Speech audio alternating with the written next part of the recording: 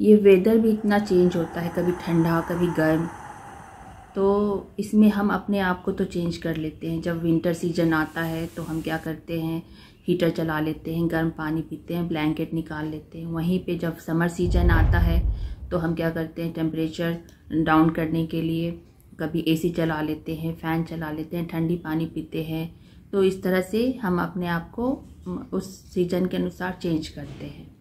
तो यहीं पे जब ये जो एनिमल्स वगैरह जो होते हैं वो आखिर क्या करते हैं, कुछ एनिमल्स हैं जो जिनको ऐसा स्किन ही प्रोवाइड है कि वो उन्हें सीजनली उससे बचाता है, ना ज़्यादा गर्म लगने देता है ना ज़्यादा ठंड लगने देता है, तो वो तो सरवाइव कर लेते हैं। और कुछ एनिमल्स हैं जिनको दिक्कत आती है, जिसकी स्किन पतली होती है, उस तरह वाले।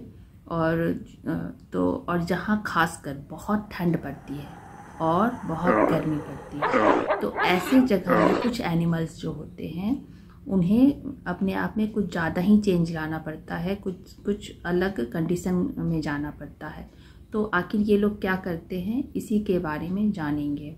तो मेनली ये जो कंडीशन होता है हाइबरनेशन और एस्टिवेशन, तो यही दोनों के हाइबरनेशन और एस्टिवेशन क्या है इसी के बारे में जानेंगे। तो सबसे पहले आते हैं हाइबरनेशन। हाइबरनेशन जो है एक कंडीशन है जिसमें एनिमल्स विंटर सीजन में कोई ऐसी जगह की तलाश करते हैं जो जहाँ पे गर्म हो, वहाँ चले जाते हैं और डीप स्लीप में चले जाते हैं।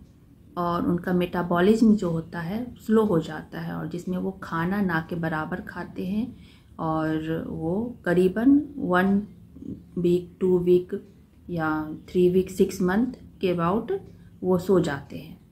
फिर इस तरह से, और वो जो खाना की कमी जो होती है, वो खाना पहले जब वो जाते हैं उससे पहले वो ज़्यादा कुछ खाना खा लेते हैं, तब वो जो खाना ज़्यादा खाए होते हैं तो वही खाना उनको धीरे धीरे फैट के रूप में उनके बॉडी में जमा हो जाता है, और वही जब वो डीप स्लीप में जाते हैं तो वही उनको हेल्प करता है फूड के फॉर्म में टूट टूट के।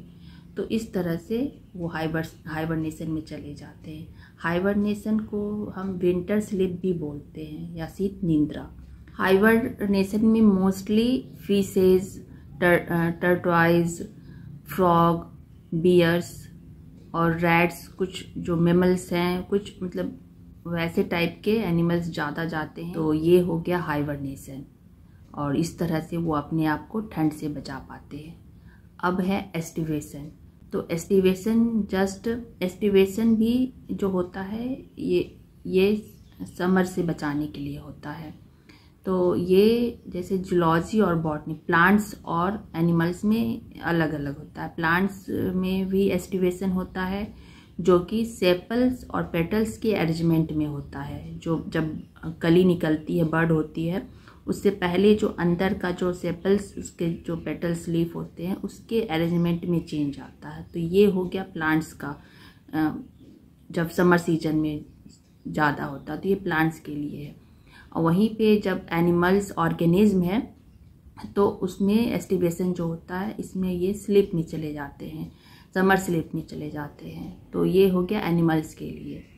तो इसमें क्या करते हैं, इसमें एनिमल्स, इसमें ये शॉर्ट टर्म के लिए होता है, और इसमें भी वही स्लीप में चले जाते हैं, और इसमें भी खाना नहीं खाते हैं, ये लोग सोए रहते हैं। और इसमें क्या होता है, गर्मी में ठंडी जगह, जहाँ पे इनको ठंडा और नमी वाला जो जगह मिलता है वैसे एरिया में चले जाते हैं, और वहाँ पे छेद करके, गड्ढा करके, कहीं बिल खोजते, होल खोजते, होल में वो जाके घुस जाते हैं और वहीं पे सरवाइव करते हैं कुछ दिनों। एस्टिवेशन जो होता है डिज़र्ट और ट्रॉपिकल रीजन वाले एनिमल्स में ज़्यादा देखा जाता है।